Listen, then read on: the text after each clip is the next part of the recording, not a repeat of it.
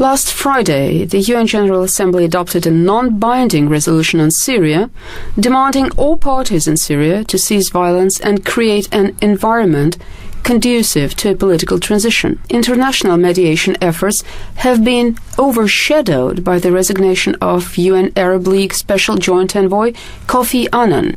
Among those who voted against the resolution were three heavyweights in the Eurasian continent, that is, Russia, China and Iran.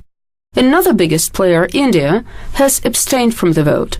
So why would the three biggest countries in the continent be so persistent in their effort to prevent military solution to Syrian crisis? We're discussing this and other issues with our guest speakers. Andrei Korneev, Deputy Director of the Moscow State University Institute of Asia and Africa Studies, and our expert Gennady Evstafiev, retired Lieutenant General of the Russian Foreign Intelligence Service. The document drafted by Saudi Arabia has condemned the Syrian government and its troops for stepping up the use of heavy weapons in populated areas. The resolution expresses grave concern at the escalation of violence in Syria and condemns the failure of the Security Council to agree on measures to ensure the compliance of Syrian authorities with its decisions. It also says it is up to the Syrian government to take the first step in the cessation of violence. Russian UN Ambassador Vitaly Churkin described the resolution as one-sided. He said the resolution concealed, and I quote, blatant support for the armed opposition, and said that Russia regretted the resolution which, like he put it, only aggravates confrontational approaches to the resolution of the Syrian crisis, doing nothing to facilitate dialogue between the parties. Talking about the vote, the resolution has received 133 votes in favor, 12 against, and 31 countries have abstained from the vote. Yes. I suggest that this time perhaps we could focus on two major issues. Why would the three biggest countries in the continent, and I repeated those are Russia, China and Iran, why would they be so persistent in opposing the Western line of more decisive action on Syria and on toppling Bashar Assad's regime? Besides, in a rare outburst, the Chinese top officials criticized the West over position on Syria. Yeah, Katya, you refer to this special press conference in Beijing, which was arranged unusually with just a few hours' notice. It is not really a Chinese style. It's not the Beijing's day-to-day style. So now we are turning for more explanation and comments to Andrei Korneev, who is Deputy Director of the Moscow State University Institute of Asia and Africa Studies and expert in the Chinese domestic and foreign policies. Well, I think that China is consistent when it's talking about its position on Syria. Several months ago, China joined Russia in putting a veto on some countries' attempt to put Syria in the same situation as Libya. So I think China sees itself as a country that has a very important international profile, and it wants the world to see that China's position on major international issues is consistent. It's not changing, especially it is not changing under the pressure of certain countries. So when some countries try to exert this pressure, it is usually not bringing fruit because China has a substantial resource in keeping to its guns, in just maintaining its own position. And I think that this is logical because in the Syrian crisis we see that there is a foreign influence which puts this influence and the money, the resources that certain countries are throwing in the battle, they make the situation more explosive. And China, I think, is trying to project this image of a country which hopes for stabilization in the whole region. Are you saying that this is merely a PR exercise on the part of China, or does it have other interests threatened in case of the military scenario in Syria? Well, I think that the Chinese leadership is concerned that in the Syrian issue we face the same scenario where certain countries give money and give mercenaries and give their support and trying to foster the revolution that otherwise would not have happened. I think that China is very concerned that since the start of the so-called color revolutions in the vicinity of Russia, such kind of events could eventually affect stability in China proper or around its borders. So I think that China's foreign ministry and China's elite, they see this situation as bringing challenge to China's interests. That explains why China is consistent in defending the status quo in Syria. Interestingly enough, when there was the war in Libya, and we started analyzing the losses that might have been incurred and eventually that were incurred by the Chinese business in the Arab Spring revolutions in northern Africa, well, it looked like China has been protecting its business interests. Could that be also part of the case in Syria? Well, if you read what the Chinese media says on the Syrian issue, they say that China has not immediate interests in Syria. It's not like Russia, which has a military base. Russia has economic interests. Russia has a lot of Russian nationals serving in Syria. China is much less involved in Syria. But when we talk about the principles and the architecture of the world order China would like to see, we could understand why China is defending the status quo. China is against the so-called color revolutions, and it's against the way some of those revolutions had occurred in recent years. Especially, it resents the way some Western governments had financed those color revolutions. So I think that they are opposed to the notion that some people, some third countries should decide the fate of certain governments. And certainly China has its important ally and partner, Iran, and in case in Syria the so-called democratic revolution scenario wins, so the next one in the pecking order would be Iran. And China does not want to lose Iran.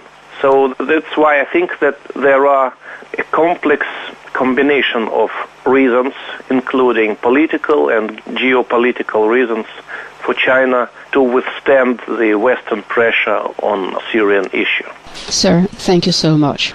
And just to remind you, our guest speaker was Andrei Korneev, Deputy Director of the Moscow State University Institute of Asia and Africa Studies. You're listening to the Voice of Russia. This is Burning Point, looking at the voting results on the recent United Nations resolution on Syria. The Chinese foreign policy becomes more and more solid.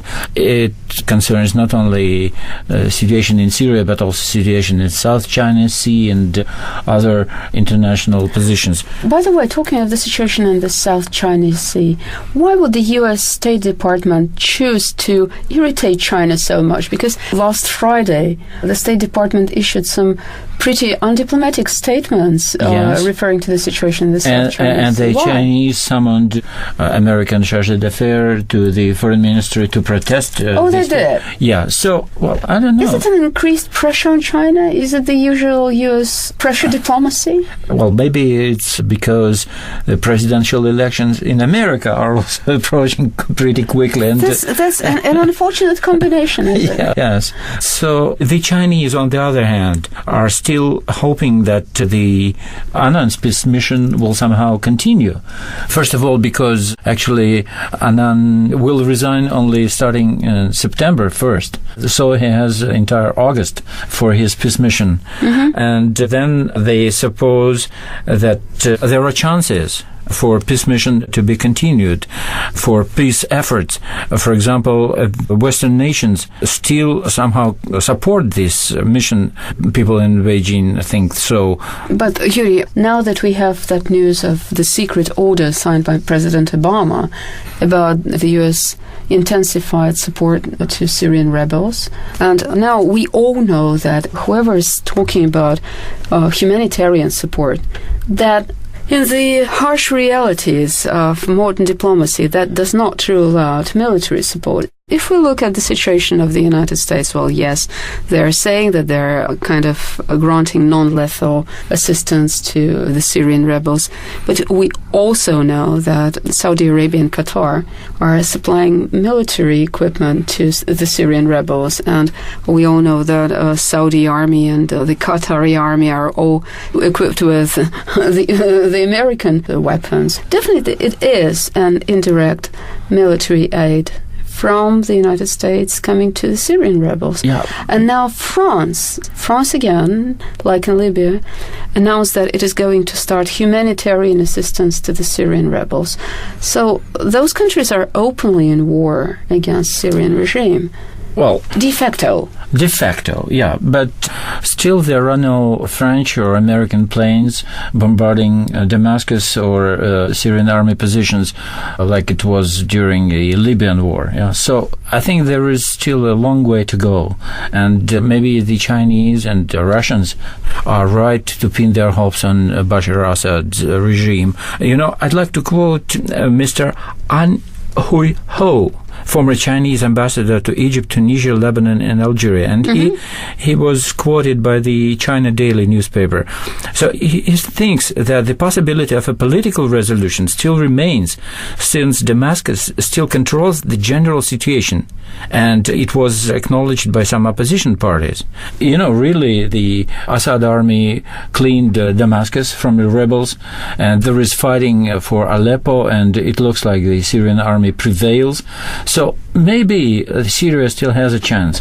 And so Russia, China, Iran, they are helping to use this chance. You know, actually, why those three nations voted against and why India abstained? I think that's because there are not so many really sovereign nations in this world. So some of these sovereign nations want to kill Syria, actually, and other few don't want it. And other nations just join either one company of those sovereign nations or another. And Russia, China, and Iran, they see their national interests this way. And one of our Russian national interests in keeping international order, which will deteriorate further if Syria goes the way Libya went. So this is our principle. Well, even talking of international orders, sorry to interrupt you, Yuri, I still think that there is more to it than just a concern for international order. It's rather a concern for international and regional security. Well, we all know that many experts believe that the so-called Syrian operation is just a step in an escalation tension over Iran. By the way, some in the Iranian ruling circles believe that the war is imminent. If the war against Iran starts, well, that definitely signifies a most tragic development, both for, not only for Iran, but for China, for Russia, and for India. Exactly. We don't want another hotbed. Yes. We've got Afghanistan, we've got Iraq, we've got Pakistan. So is there another dimension to the Syrian crisis? Burning Point. We're discussing the position on Syria taken by some of the biggest countries in the Eurasian continent, namely Russia, China, and Iran. Now we are joined by our expert, Gennady Yevstafiev. And just to remind you, he's retired Lieutenant General of the Russian Foreign Intelligence Service. So, like we see, among those countries which oppose all kind of military action to be formally approved of in regards of Syria, we have Russia, we have Iran, we have China. Yes. India has been somewhat, shall we say, has been keeping lower profile in those issues. Profile. Yes. Well, this is its common stance. I mean, India is one of the leaders of the non-alliance movement. But anyway, so doesn't that signify that perhaps those three major countries in the region, in the whole of the Eurasia, are now opposed to something which is being presented as a mere issue of the regime change in Syria? So doesn't that imply that those countries are well aware of the real dimension of that issue? First of all, it was quite evident right from the beginning that behind the so-called revolutionaries in Syria while trying to overthrow Bashar Assad and bring the changes into the composure of Syrian political elite, we would see American hands. These hands are covered with blood, there is no doubt. And admission by Obama that he allows the supply of American military equipment to the fighters against Bashar Assad is really politically motivated admission, forced admission that they are behind this. But people in the area which is suffering from American intervention, they didn't have any really doubts about this. Americans are choosing to do these things not by their own institutions very often or by private paramilitary companies, but they always find some sort of allies. And in this sense, they have identified Saudi Arabia and Turkey, especially Turkey, as an adjacent country, as a country who is having some interest in changing the religious and political setup in Syria as their allied, and they are doing it through Turkey and Saudi Arabia. They give money, they give equipment, they give armaments, and these countries are supporting the fighters, the mujahideen, as they call them. And of course, this is a challenge, open political challenge to the major players in the area, because this is an attempt to change the balance of forces in the area. And if they are succeeding in Syria, then next year, I think in the spring, we will see the growing tension around Iran, because the next target would be Iran. And it is a preparation for Iranian attack. Of course, we have Israel, who is demanding actions, but Israel is playing with fire. I'm looking at Israel with disbelief, because Jews are very clever people, and it is very strange to see them playing with fire and not trying to find some sort of negotiated solution. And this is a challenge. This is the open outburst against the influence of China in the area. This is really an attempt to try to undermine Russian influence in the area, and moreover, after a quite short time, we will see very serious events happening in the Central Asia. If they succeed now here, then we will see not only Iran, but after Iran, we will have the enhanced action in the Central Asia, as they call it, the domino will shatter and then will come down. Just to remind you, we're discussing regional implications of the Syrian crisis with our expert Gennady Yevstafiev, retired Lieutenant General of the Russian Foreign Intelligence Service. Sir, so then isn't it surprising that 130 countries voted in favor of this resolution? Well, we know the resolution is non-binding, but 130. So are those... No, it is nothing very special. I have worked in the United Nations covering the affairs of the General Assembly. You see, the General Assembly is really, in the long run, controlled by few Western countries, and they know how to arrange this kind of actions. And I think the fact that they came to the General Assembly clearly shows that at present they are quite short of real instruments to change the course of development of the events. And it is an attempt to bring psychological pressure on some countries which are members of the United Nations. And in this sense, it is not going to be anything new that soon, maybe sooner than later, maybe later than sooner, we'll come to know that some votes in the General Assembly were bought by the Western countries, especially the United States, Britain, and sometimes France, with promises of economic help, military equipment deliveries, and any other kind of promise that could come to your mind.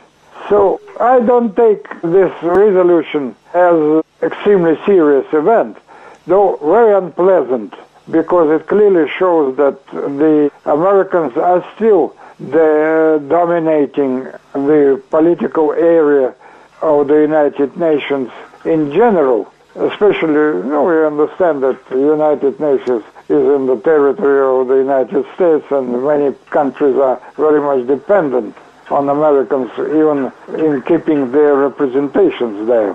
One of the bad news of the last weekend is the resignation of the UN Special Representative Kofi Annan.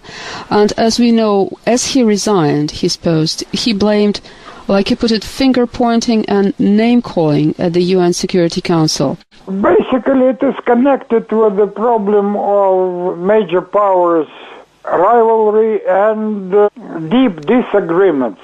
And in this sense, there was no chance of bridging these disagreements, and Kofi Annan saw it by himself. What we see now, it is a continuation of so-called Arab Spring, and the Americans, right from the beginning, had Syria in mind.